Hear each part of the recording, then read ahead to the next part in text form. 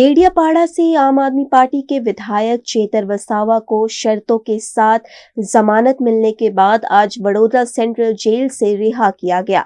उनकी रिहाई के बाद समर्थकों में खासा उत्साह देखने को मिला। विधायक चेतर वसावा को गुजरात हाई कोर्ट ने कुछ शर्तों के साथ जमानत दी थी।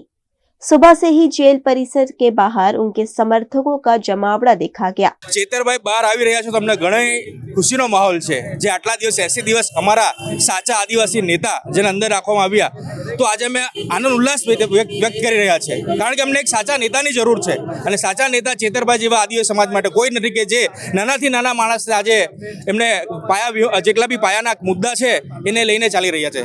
એક સાચા નેતાની ખોટ હંમેશા આદિવાસી સમાજને છે અને રહેશે જ।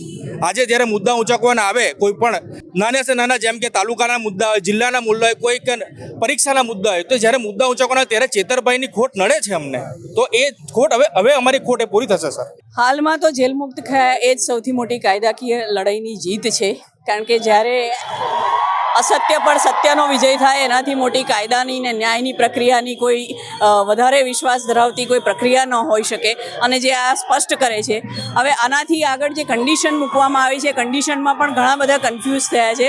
આ કન્ડિશનમાં એમને ફક્ત દેડિયાપાડા તાલુકા વિસ્તારમાં નથી જવાનું 1 વર્ષ માટે એવી કન્ડિશન છે, નહીં કે આખો એમનો મત વિસ્તાર એટલે કે આખી એમની વિધાનસભા એવું ક્યાંય નથી અને અગાઉ જરૂર લાગશે તો અમે આ કન્ડિશનને પણ ઓલ્ટર કરાવવા માટે ન્યાયપાલિકા પાસે જઈ શકીએ છીએ।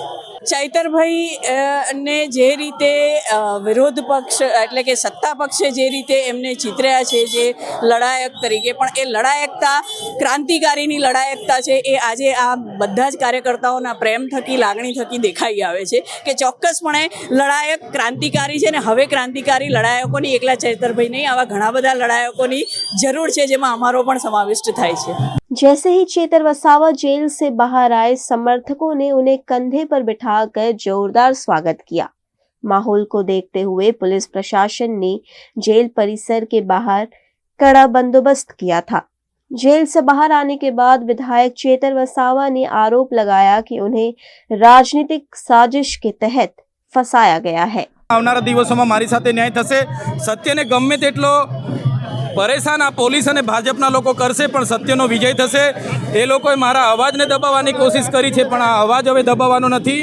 જ્યાં પણ અન્યાય થશે ત્યાં અવાજ ઉઠવાનો છે અને આ સંવિધાને આપેલો અવાજ છે અને આ અવાજ એ લોકોના અવાજ છે એટલે ક્યારે દબાવવાનો નથી। પૂરી તાકાતથી અમે લડીશું। ચૈતરભાઈ ભૂતકાળમાં જે રીતે સ્કોલરશિપ બાબતે જે રીતના સડકથી લઈને સદન સુધી અમે લડ્યા છે, ટેટ પાસના ઉમેદવારો હોય, ફિક્સ પગાર કર્મચારીઓ હોય, આઉટસોર્સિંગ કર્મચારીઓ હોય, ખેડૂતો હોય, મહિલાઓ હોય, આદિવાસી હોય, બધા માટે ચૈતર વસાવા અવાજ બન્યા છે। એ જ અવાજ આવનારા દિવસોમાં પણ બનશે। મારો અવાજ જે દબાવવાની કોશિશ ભારતીય જનતા પાર્ટી અને પોલીસે કર્યો છે એ ક્યારે દબાવવાનો નથી। પૂરી તાકાતથી અમે લડીશું। અમને પૂરેપૂરો ન્યાય પ્રણાલિકા પર વિશ્વાસ છે। આવનારા દિવસોમાં મારી સાથે ન્યાય થશે। મનરેગાનો મુદ્દો મેં ઉઠાવ્યો, કેટલાક પ્રધાનમંત્રી આવાસમાં હપ્તાઓમાં જે કમિશન લેતા હતા એ ઉઠાવ્યું એટલે ભાજપના નેતાઓને કેટલાક કર્મચારીઓને અને આઈપીએસ અધિકારીઓને ગમ્યું નહીં એટલે આ ખોટો કેસ મારા પર બનાવેલો છે। આગામી ચૂંટણીમાં જે પ્રકારે આમ આદમી પાર્ટીના રાષ્ટ્રીય નેતા અરવિંદ કેજરીવાલજી, સુદાનભાઈ ગઢવી, અમારા પ્રમુખ ગોપાલ ઇટાલિયા સૌની આગેવાનીમાં અમે બધા સાથે રહીને પૂરા ગુજરાતમાં જે 9000 બેઠકો છે 9000 બેઠકોમાં અમારા ઉમેદવારો મજબૂત ઉભા રહેશે।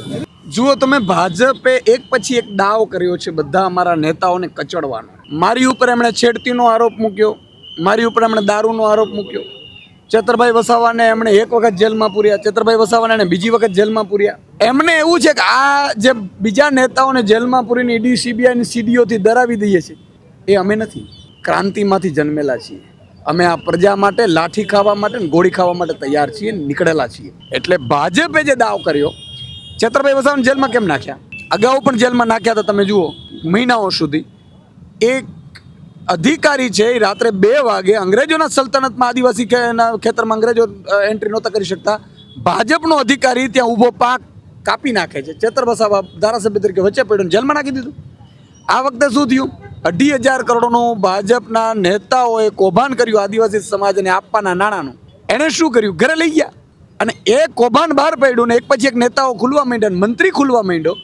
એટલે એણે નક્કી કર્યું, એને પોતાની પાડેલી પોલીસનો દુરુપયોગ કરીને, સત્તાનો દુરુપયોગ કરીને, લોકતંત્ર દુરુપયોગ કરીને એણે શું કર્યું?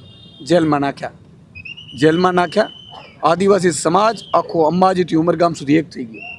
અને એટલા માટે હું માનું છું કે આગામી સ્થાનિક સ્વરાજ્યની ચૂંટણીમાં ચેતરભાઈ વસાવાના જેલમાં પૂરવાનો બદલો આદિવાસી સમાજ ભાજપને લાત મારીને ઝાડુને મત આપીને લેશે.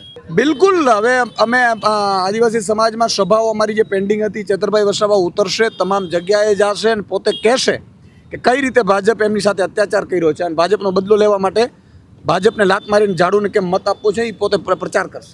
ક્રાંતિકારી જ છે, સવાલ જ નથી. હું તો એમ કહું છું, ભગવાન બિરસા મુંડા પછી આદિવાસી સમાજ માટે જો કોઈ અવાજ ઉઠાવનારો હોય તો ચેતરભાઈ વસાવા છે. તમે જુઓ ભાજપના મંત્રીઓ છે, પૂર્વ મંત્રી, કેમ પૈસા એક નથી બોલતા? ગ્રામ સભાનું કેમ નથી બોલતા? આદિવાસી સમાજના 2,500 કરોડનું શું ભાજપના નેતાઓને ખબર નહીં હવે?